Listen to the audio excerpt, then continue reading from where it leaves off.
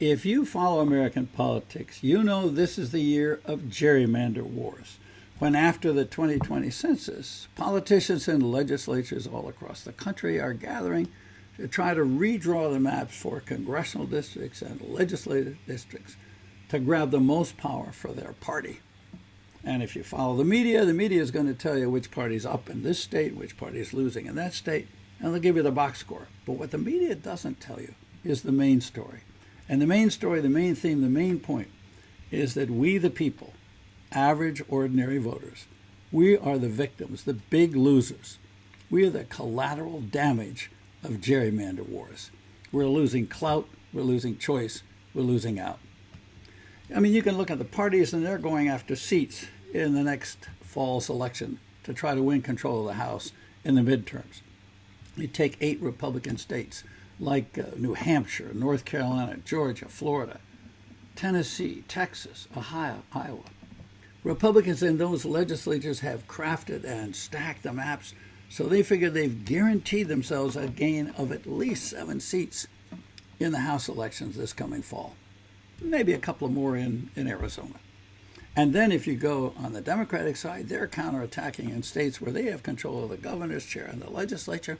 States like New York and Illinois, New Mexico, Oregon. And they figure they've stacked the maps in those states where they can pick up probably 6 or 7 seats, and maybe a couple more in California. So you say, what difference does it make? They kind of balance out, they'll cancel each other out. No, for us as voters, it's a loser. Why? Because both parties are squeezing out competitive districts. There's less and less competition. There are fewer and fewer places where the race is close enough so that we, the voters, really have the power. If you go to red states like Florida or Texas, red legislatures are making red districts even redder. And if you go to blue states like New York and Illinois, blue legislatures are making blue districts even bluer. And they're getting rid of competitive districts. What does that mean? What that means is if you're in the opposite party, the minority party, or if you're one of tens of millions of independent voters, and independents now outnumber Republicans and they outnumber Democrats, then you're going to get shut out of the most important, most decisive election that decides who goes to Congress. Well, you say, I've still got to vote in the general election. Yeah, but the general election in a gerrymandered system does not determine the ultimate winner. That's what gerrymandering is all about. It's about the majority party setting their vote up so that they know their nominee is going to be the winner in the general election. So it's the party primary that becomes the vote, the place, the election, where the ultimate winner is decided. And you know in party primaries, independents can't vote, and neither can the members of the opposite party. So it's a small minority that's doing the picking, especially the turnout is terribly low. Moderate voters don't show up very much. It's the party diehards, the ideologues, the extremists who show up, the regulars. And that results in extremist candidates doing really well. And you have that happening on the right, and you have that happening on the left. And when they get elected and they go to Congress, they're shouting at each other across a canyon. The Congress is gridlocked from day one. And we, the voters, don't even understand. We blame the president, we blame one party or another, but it's the system that's broken. It's the gerrymandering that's doing it to us. What we need to understand and value is the importance of competitive districts. Competition is the lifeblood of democracy. It's our lever of power. When you have competitive districts that are won by 1% or a few hundred votes or 1,000 votes, the politicians have to come to us. They have to listen to us. They have to pay attention. The politicians are going to tell you that, but neither Democrats nor Republicans really like competitive districts. They're like corporations. What they want is monopolies, political monopolies. They want to corner the market. They want to have what they call safe districts.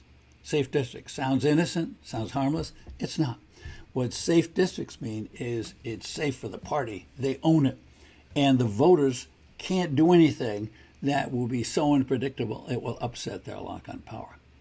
So safe districts we don't want, competitive districts we do want, and competitive districts this year in gerrymandering are dying.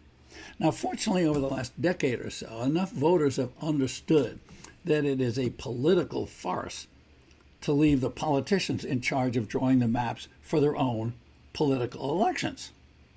It's like putting the foxes in charge of the hen house. And so you've had citizen movements in a whole bunch of states that have been pushing for reform that would set up bipartisan commissions or independent citizen commissions to actually draw the maps instead of leaving it up to the lawmakers in the state legislature, the pols themselves. The result is that you do have states like Colorado, like Michigan, like California, which are actually generating quite a few competitive districts. It's actually working reasonably well. And then you have a bunch of other states that have sort of adopted kind of sham reforms, states like New York and Ohio and Utah, where there is a bipartisan commission and is supposed to come up with something. Often they gridlock.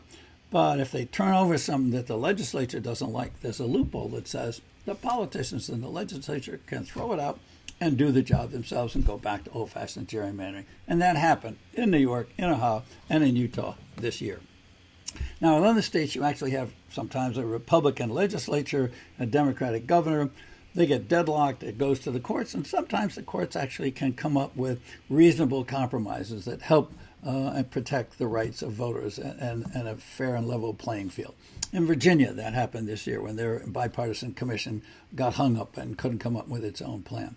And in states like Ohio and North Carolina, the state Supreme Court in both of those states were outraged by what they said was blatant partisan gerrymandering by the Republican legislatures in those states, which they said under the state constitution deprived voters of the opposite party and independent voters their equal rights as voters.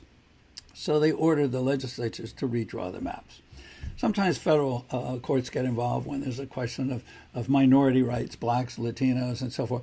But the courts, particularly the federal courts, tend to move slowly, and so the die is pretty well cast for this fall's elections in the midterms. Very important elections.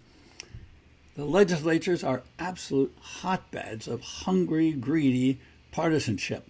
And they really have shown their disdain for voters and their disdain for actually level, fair elections. The system is broken. It's rotten. We, the voters, are the victims. Both parties are the perpetrators. They're both guilty. And the situation is going to continue in a terrible way unless enough of us get angry about it to revolt and to fix it in the future. And I hope if you care about it, you'll get involved. I hope also that you might take a look at some of our other videos on this website, this YouTube channel. I hope you might also take a look at some of our other videos on this YouTube channel by clicking on that little button down there. And that you'll come back again in the future and do that by clicking on that other button down there and subscribe. And thanks for being with us.